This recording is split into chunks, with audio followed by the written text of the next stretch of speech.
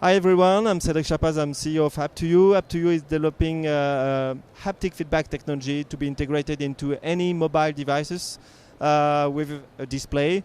The aim is really to enhance the user experience when I'm touching to my mobile.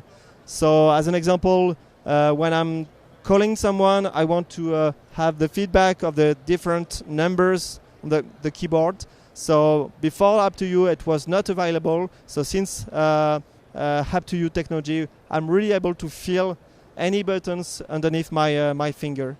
And roughly we are really improving the user experience to have a more secure and more immersive experience when we are using our mobile. So the award was for the company represent, let's say, the consecration of the amount of efforts we put since several years, and we obtained it in the mobile market. So it's really great for the company, and we are really proud of that. And we aim to get some success with big OEMs in the mobile market. So we are very proud to represent Rhône-Alpes Région because people knows everywhere in the world that it's a place where really deep tech companies are founded. So we, thanks to the support of a region, we have big OEMs who visit our booth and who are willing to do business with us.